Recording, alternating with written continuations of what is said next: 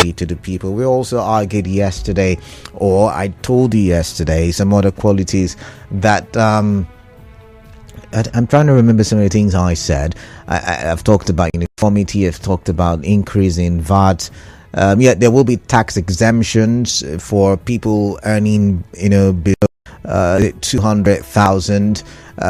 For businesses that their annual salary or annual revenue, I beg your pardon, is not up to 50 million. We'll also see some tax exemptions or tax reductions. So these are some of the things that the tax intends to, some of the benefits, some of the characteristics. However, I remember mentioning yesterday that in the National Assembly there is a divide. There is a huge argument and debate because of this tax reform. Now, some people, especially the northern senators, are saying this is not good for their region. And yesterday, remember, I said it's good arguments because usually the VAT goes to the federation account and then it's shared across. Taxes generally go to the federation account and it's shared across board. And after listening to Sarah Ked Dixon yesterday, there were things that I forgot to mention, and I probably forgot about them. The fact that revenue allocation is shared amongst the ties of government and amongst states, and amongst states it is shared based on population, generation, and there's one other factor I can't remember right now. So basically, that's why, to an extent, the state governors from the northern region, it's not based on ethnicity, it's not based on religion or anything, but they're saying, see, this is where we are, and we will not be able to generate enough for our people. Already we've got a massive population and we don't have enough. There is poverty in that region, and it will only escalate and escalate if we intend to reform right about now. But what time is the best time? I asked that question yesterday. But the reason why we are revisiting this conversation is because really I don't know, maybe it was me, listening to Sarah Ked Dixon yesterday, it felt like a conversation we should have again. So let's just use the next about 5 minutes to listen to the former governor of Bayelsa State. Like 4 times Lagos State. River State is about 11,000 something. Very small difference. So what they did was to split the state, the old River State, our old River State, into almost 2 equal parts. Now, what is Bayelsa is 8 local governments. Bayelsa is like 4 times Lagos State, the landmass. 4 times. People don't know. Bayelsa is like, there are some states in the southeast that Bayelsa is like 3 times the landmass and the water bodies. But that's 8 local governments. So I just wanted that clarification.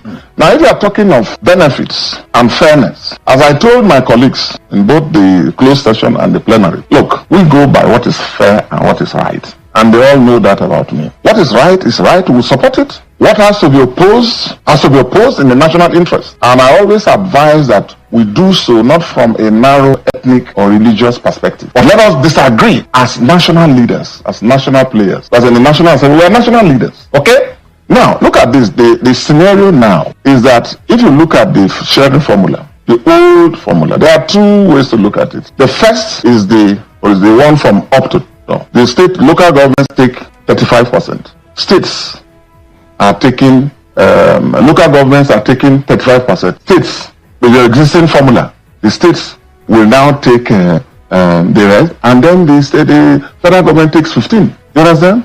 Now, the new proposal is that states, when it will change a little, states will now take 50%, and then the states, the LGs will now retain their 35%. The federal own has been reduced from 15 to 10. Between you and I disagree with that. And those are issues when we will sort out. Okay, I think that the federation has a lot of challenges, and this is not the time to reduce. Now, when you come to the other one that is shared across the states, which is where I think some concerns are being raised, I think. The existing formula is that what is going to the states, they share 50% on the basis of equality of states. Okay? All states equally. Then they now take 30% on the basis of population. Okay?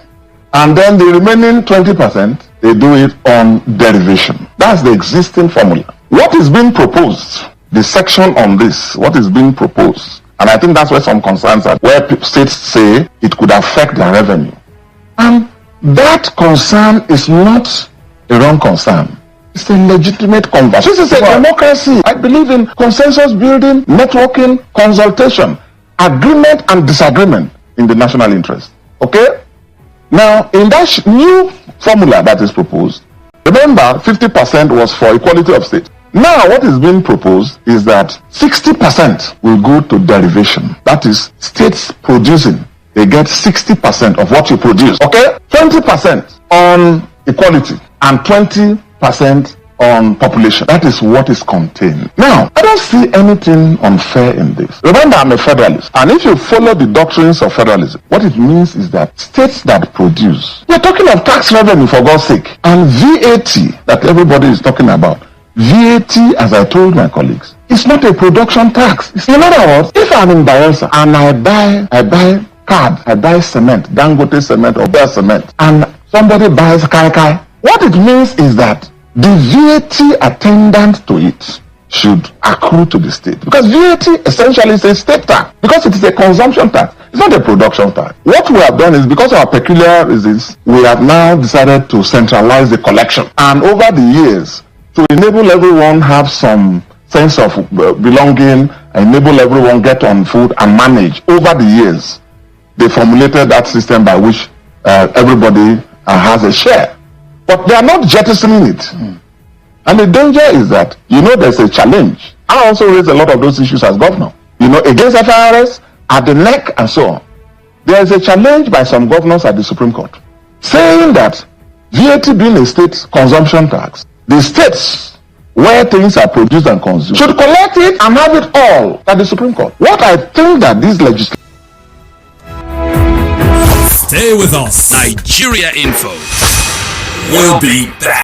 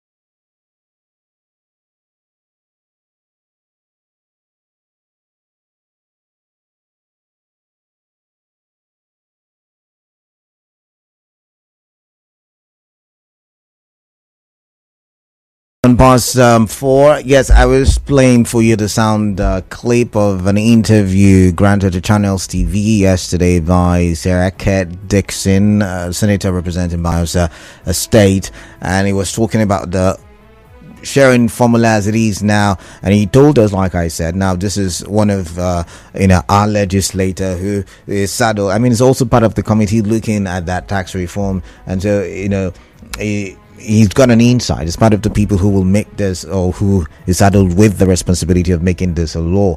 And he is saying, so currently, of course, it's shared amongst the 3 tiers of government, and then it's shared, what is for the state governments is shared across the 36 states, including the FCT. As it is, sharing from up to down, the local governments get 35. I think the state governments get is it 45 now, if my maths is correct, and then or rather get 40, and then the federal government gets 15, so everything comes to 80, right? Everything comes to 100%. I'm sorry, I'm very poor with maths when it comes to maths. So yeah, everything comes to 100. So state government gets 40, 15 goes to what am I saying? Am I correct? Anyways, but you get the point. The share across board. Now he's saying that states will get more, the federal government will get less 5%, so that the states can do more. The local governments will still get their 35. Now, when you're sharing across the states, you're now looking at 60% to where these taxes are these funds are generated from. Then you're looking at 20% population, and then 20%, what is generally shared. So that's what he was explaining. Let's take a listen to some of the things he said, and then I open the phone lines. Nations are trying to do. If we can build consensus fast enough, okay, and get them passed and signed into law, then it will now have a situation where states can still have the advantage of having 20% on the basis of equality, have another 20% on the basis of population, while the remaining 60% goes to states that have that enjoy it. Now, there's no state that does not generate VAT. In Bayelsa, part of what I have been fighting over the years is that most of our tax is paid to Lagos State. Most of our payee, most of our VAT is paid to Lagos State. Why? Because the existing tax regime requires that it be attributed to the state where the headquarters is. That will be upturned. Now, NAPIMS is in Lagos State. All the oil service contracts that are for jobs executed in Akwa Ibom, in the River State, in Delta, in Bayelsa, in parts of Edo, in Ondo, they are attributed to Lagos State. That's part of what people have to step up and play roles as leaders. Someone asked me about yesterday. I know some sensational headline was generated, which is not. And I told them, look, I don't comment on regional politics, at our level. We have to be, or at least aspire to be, national politicians. So and that's what I've been discussing with my colleagues, from all parts of the country, that we can have a healthy conversation, even a debate, even a disagreement, and an argument. After all, what are parliaments for? We're not there to always agree. This is a vast and diverse country. There are states you go to that you will have almost 50, 100 different languages and cultures. This is a very interesting, beautiful, diverse nation. So no one should expect any unanimity of views or perspectives. No, disagreements are normal. And as my good friend Dogara said, the more the arguments and the discussions and even the disagreements, it shows the virility of our democracy. There's nothing wrong about that. The only thing is, while doing so, we shouldn't ethnicize. We shouldn't bring in sectional sentiments, and we should address the issues. I'm supporting it because, as I said, every week they fly in workers, oil company workers from Lagos State to work in Bayelsa, in Brass, in Kulama. Okay?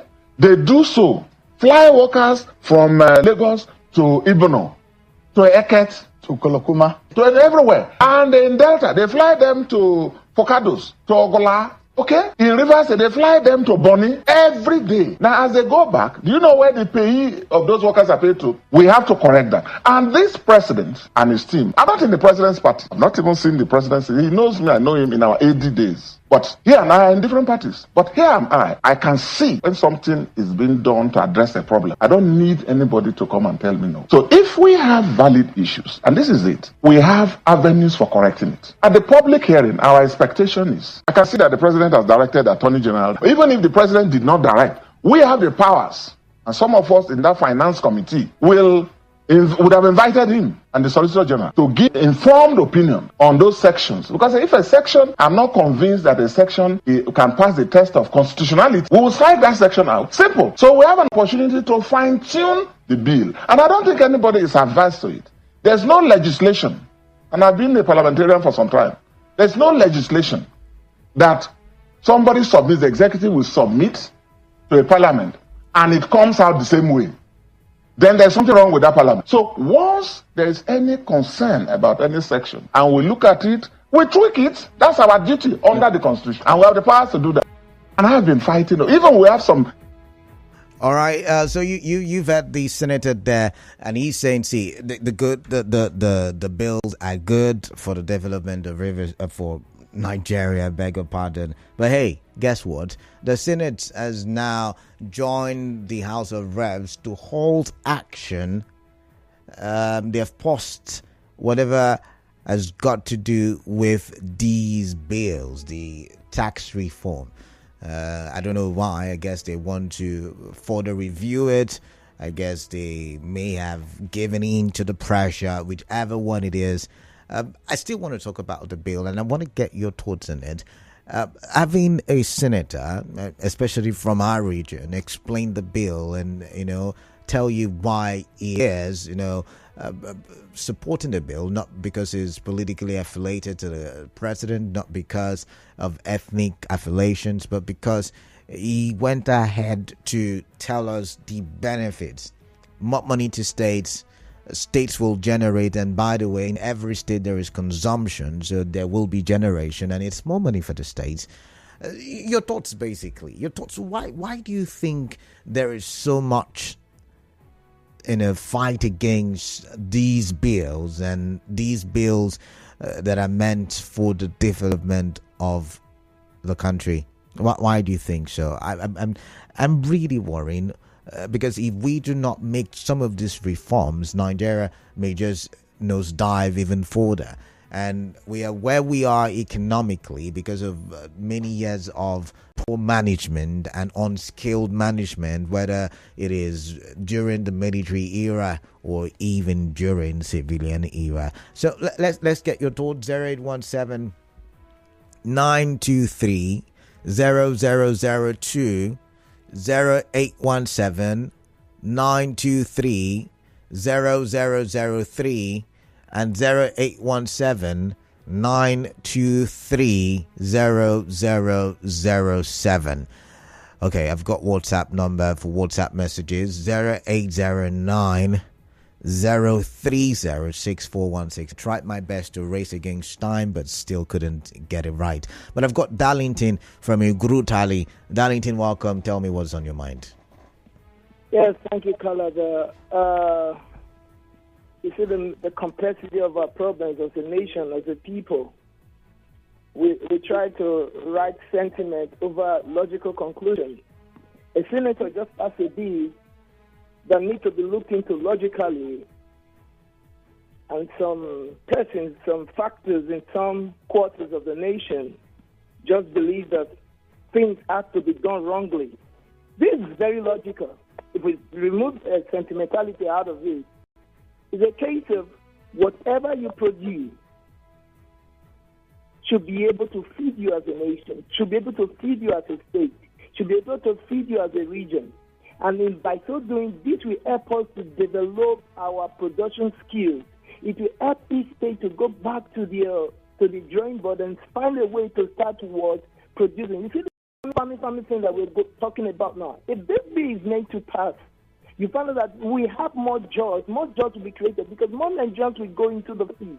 Those that want to go into agriculture will go into agriculture. And you see state government trying to fathom a better ways. And before you know it, Nigeria is up there. But yet, you see some elements who are very lazy, who do not want to work, who does not want to put their hand to work because they want to feed up the nation. They are dubious and lazy mentality. And that is why Africa, Nigeria most especially, is becoming almost the poverty headquarters of the nation. That is a good something to talk about. It's not something that we should be arguing. And you find out that the Senate just caved in because maybe there's 2027 to come around the corner and you want to, and you're thinking of your 2027, your personal ambition against the entire ambition of the nation. It is pathetic. There are things that we need not to be saying as a nation. All right. Thank you, Darlington. Darlington is really, passionate about this conversation. But I've got Triumphant from Lumokrushi. Triumphant, welcome. Yes, thank you, man of the people. Yeah, Triumphant. This is Triumphant Agara calling from Port Harcourt. Okay. Okay, Canada, you see, in as much as this bill will be favorable to Nigerians, let me just divert you a bit. Do you think that if one of the world leaders that you admire is hired to handle the problems of Nigeria, do you think that taxation or tax reform will be the priority of that president? No, these are some of the things, because we have lived in Nigeria so long and we are beginning to align with wherever direction our leaders take us to, which is not so good for us. These taxes are good, but as Nigerians, how can we handle inflation, like inflation rate? How can we raise our GDP? But how can we Triumphant, very good. Rate? How can we? Can you hear me, Triumphant? And all that, you don't misplace priorities. Triumphant. The pathetic thing about it is that as Nigerians, we are beginning to follow suit because we have lived with them for long. Okay. I am not saying that the tax reform is bad or is good, but what I am saying is that as Nigerians, especially our lawmakers, we should promote bills and we should clamor for bills that will handle our immediate problems. Triumphant, can you hear me now? Quickly, good economic issues you've raised, but don't you think that if states are left with their creativity and not the feeding bottle approach, that some of these things that we mentioned, because we can't leave the talk about increase in GDP for the federal government alone. We've got three tiers of government. There is the local government. There is the state government. I understand. Okay. But everywhere, meaning government should have a blueprint. You understand? You should have number one, number two, in descending order. And you should not misplace priority. These things are good, but centrally the federal government should have a focus that this is where we are heading. Okay. Tax is good. I am not disputing that. But to me, this is not this should not be the focus. There are some other productions and some other things that should be talked about at this point and not majorly tax. All right. Thank you very much. I've got to move on. I've got Aloze from Omuma. Aloze, welcome. What is on your mind? I'd like to hear from you. One of the people, I salute you. I greet you as well. You know that since the inception of this reform bill, there are too many operas coming from the north, from the east, people from south, like the voice clip you just played for us. Fine, I subscribe to the argument by Saraki DC. But there is one peculiar thing about this bill. In his submission, he said that.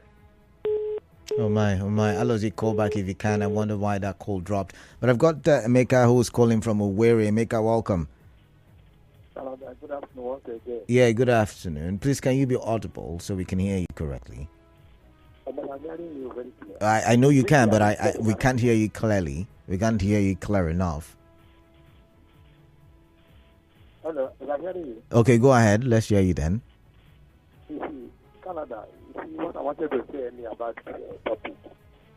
I'm just coming down, looking for to see the end of this debate on this issue.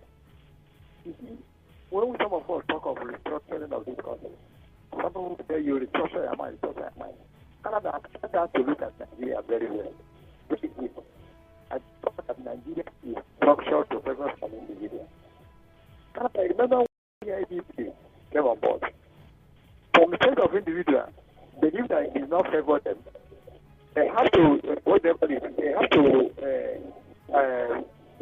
the original bill from PID to put their wing capacity.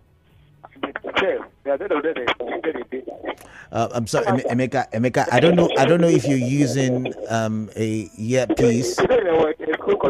Oh, sorry, I've got to let you go. The network is not so clear from your end. I've got Daniel from Imogate. Daniel, welcome. What is on your mind? Please, let's talk. Good evening, my brother Kalaka. I greet you, Daniel.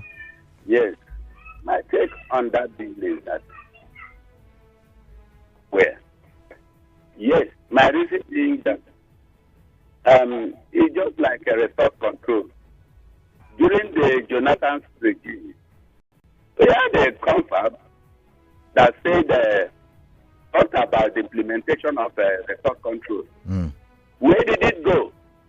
It couldn't sell because Nigeria has been made in a state that the larger in population, even in the Senate or in the House of Reps, determines what happens. If it is not in their favor, it is going nowhere. So actually, I don't see that deal going anywhere because we all know, even ordinary citizens, that is slow. Where that deal is going to favor those, like we are saying, how can you in a state, some certain things, you say some people will not consume this, they will not do that, but when this is brought to the table, you take your own share. So it is certain that deal is not going anywhere because those that are larger in the House of Representatives have not let it go. Chinke Daniel get us back. All right, Chinke Daniel has brought up a very great issue there. But Muriel is calling from Okrika. Muriel, welcome. What is on your mind? What do you have to say about this? Hi, KDB, good afternoon. Yeah, afternoon to you. Look, KDB, you see this thing, I call it modern day slavery. It's like we in the South here, we slave, for the people in the North. Whatever we do to increase in all fairness, look at the major beneficiary. All the companies are quoted in Lagos. VAT is calculated in Lagos. Think about Lagos is like the major beneficiary. Where you can say off is that spread of equality, whatever it is that they describe it as, but equality, so to say, states equality. And they measure it based on population. No, there's also the measurement based on population. I get that part, but usually Lagos State is the major beneficiary because VAT, everything is huge, calculate to state. So it's not just enough. That's my argument, Muriel. Yeah. It's wrong. Okay. If they say that I know that they don't even have our interest. All right. Then. I mean, people like Sarah Kerr Dixon is talking, so you can't really say they failed. I mean, like Daniel from Imogate said. When I listen, go ahead. I listened to him say I was impressed. I don't know he at least. Okay, I'm impressed with it. For all what I've heard about him when he was a governor, at least this one is erasing that mentality more in my head. Okay, I've got to go. All right, got to go, Mira. Thank you very much. Welcome. What is on your mind? I like to talk. Canada, yeah. Good day. Yeah. You see, if this thing, this bill has any political coloration and undertone, then at the end of the day, it is dead on arrival. But if you look at the strength and the mind to which Seraki is instilling in this very matter, and has any way to go. But I think that what he has said is just the gospel truth. There is nothing, there is no iota of lie attached to what he has said. Now, if now a section or a particular region in this country begin to talk about how their vast population and the poverty and weather riches and all of that, bringing all those discussions to this matter, I think in China today is the largest population.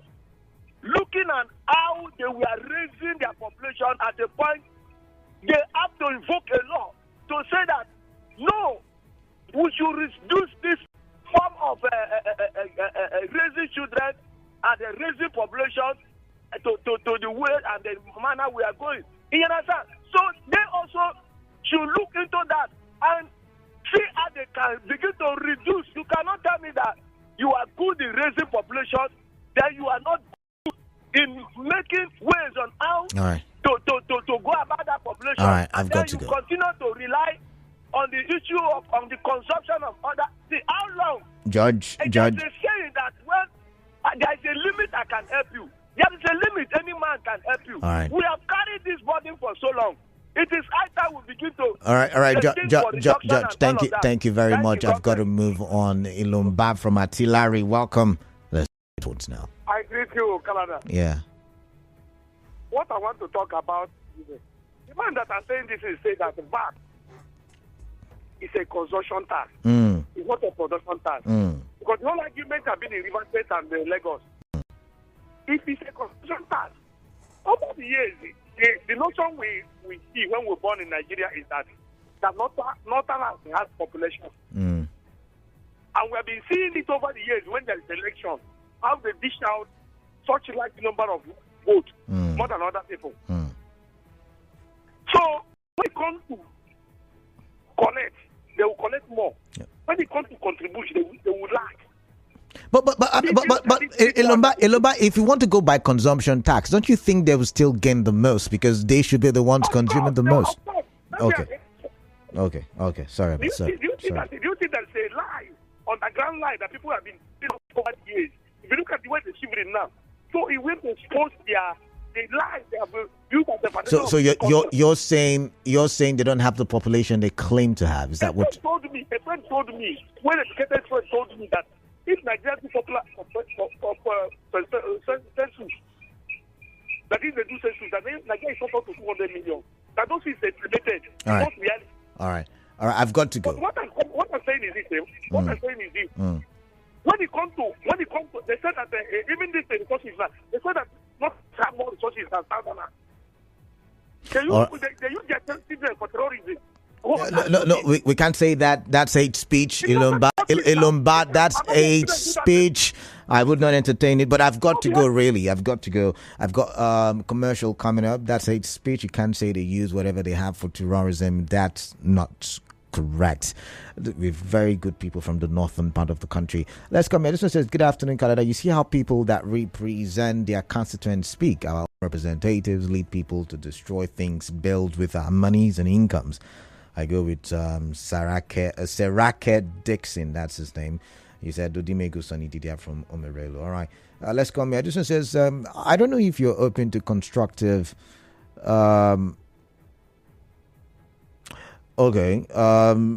Michael from UFA, thank you very much, but I've got to go actually.